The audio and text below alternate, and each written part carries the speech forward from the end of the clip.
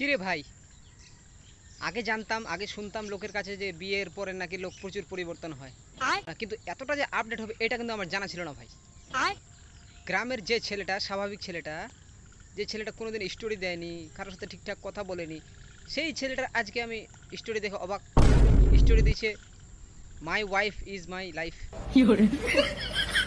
তারপরে অনেক খোঁজ খবর নিয়ে দেখলাম যে স্টোরিটা বলে সেই ছেলেটা লাগায়নি, লাগাইছে অন্য কেউ, মানে ওর বউ। তো এরপরে ওর বউর স্টোরিটা দেখলাম, ওর বউ স্টোরি দিছে my husband is my world. কি বলবো, সেই লেভেলের। তো এদেরকে আমি মেসেজ দিতে চাই যে ফেসবুক এখন সবাই চালায় ভাই, পাড়ার কাকা কাকিমা, এলাকার লোক, ছোট ভাই বড় ভাই সবাই ফেসবুক চালায়। আর ওরা হাজব্যান্ড ওয়াইফ ছবি ছাড়ছে, গালা ধরাধরি করে, তারপরে কলায় তুলাতুলি করে। আর এটা তো ঠিক আছে, হাজব্যান্ড ওয়াইফের ছবি ছাড়বে ছাড়বে, কিন্তু সামনে একটা এমন ইমোজি দিবে দেখে বোঝাই যায় না যে অন্যর বউকে ধরে আছে না অন্য স্বামীকে, কিছু বোঝাই যায় না। মানে কি বলবো, এদের যা অত্যাচার।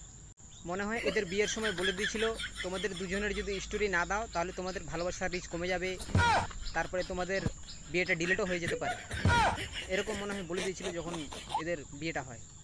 আরও কিছু কিছু আছে, ওরা তো বিয়ে করেই নাই, শুধু এঙ্গেজমেন্ট করে রাখছে। ওরে বাবা, ওদের আরও হাই ফাই ব্যাপার। তবে বাড়ির লোক কিছু বুঝতে পারুক আর না পারুক, কিন্তু ফেসবুকের লোক ঠিক বুঝে যায় আজকে ওর মন খারাপ আছে, আজকে ওদের বাড়িতে জালসা, আজকে এ মারা গেছে। তো এরকম সব কিছু আপডেট পেতেই থাকে ফেসবুকের লোক। ফেসবুকের লোক এটাই উপভোগ করছে। দেখো, এটাও কিন্তু এক ধরনের লো লেভেলের অত্যাচার। এখন কিছু কিছু লোক বলবে যে হ্যাঁ, তো তাতে তোর কি, আমার আবার কি, আমার কিছু না। আমি চাই যে না আমার কাছে এরকম স্টোরি না আসে। হ্যাঁ, আর যদি স্টোরি আসে তাহলে আমি কিন্তু বিয়ে করতে যাচ্ছি।